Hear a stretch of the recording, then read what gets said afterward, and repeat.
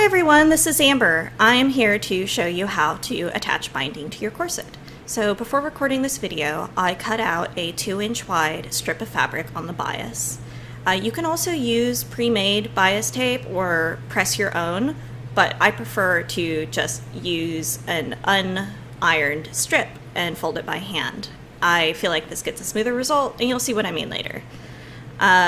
I machine stitched the binding right sides together about a 1/4 inch away from the edge of the corset. You've got to be really careful to measure your bones so that you don't run over them and break needles.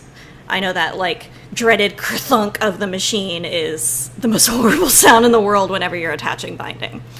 Also, in order not to break needles, since I'm using a longer busk here, I am hand sewing the front of the portion of the binding over the busk, as you can see.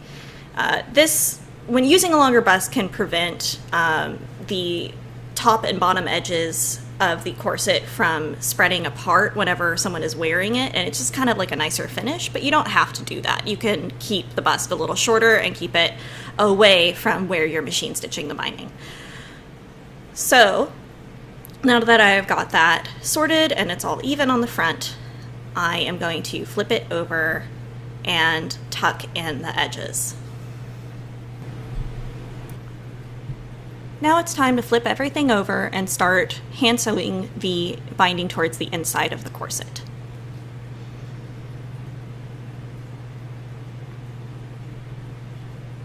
I'm just bringing my needle to the front here and kind of tucking it away for later.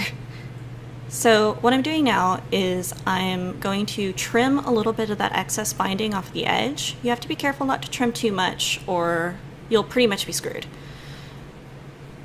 So what I do is I fold the bottom of that bias tape to meet the edge of the corset, and then I tuck the ends towards the inside and I fold it again. So you make like this kind of neatly folded little square.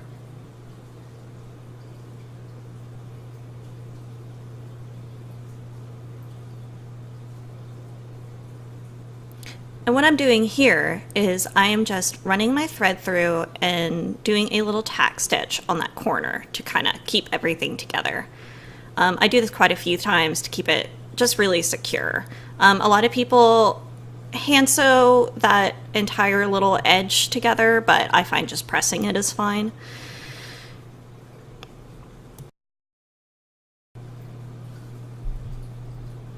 So all I'm going to be doing now is slip stitching that folded inner edge of the binding to the lining of the corset.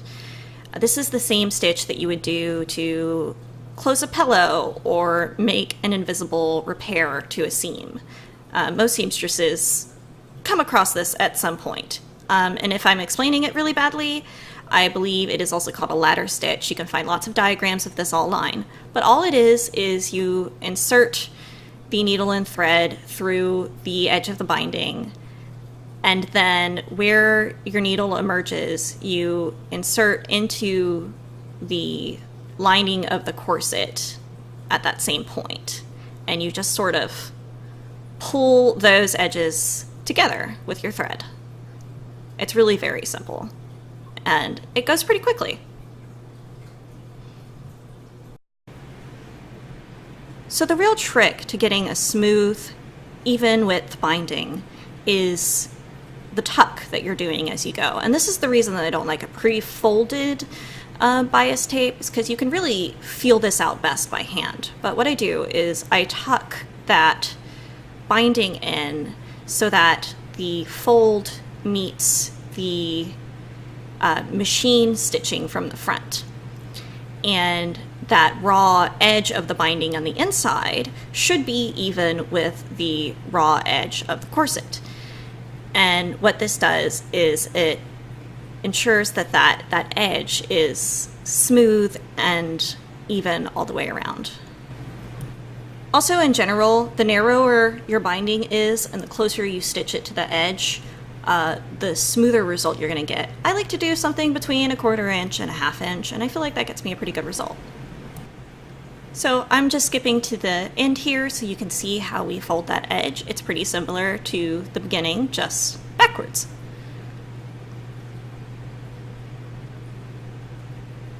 So we're trimming that excess binding again, being careful not to get too close to the edge. Leave yourself an inch or so.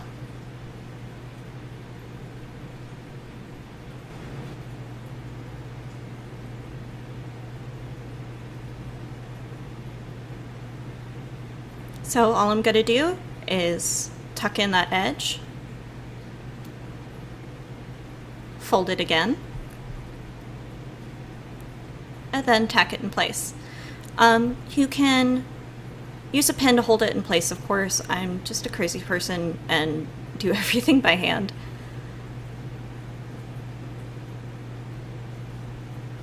Oop, there goes my thimble.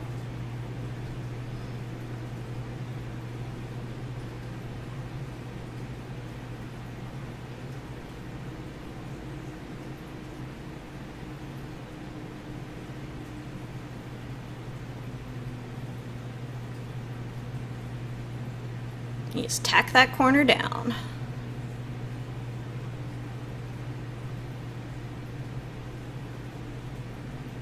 I stitch it a lot of times just to be extra secure.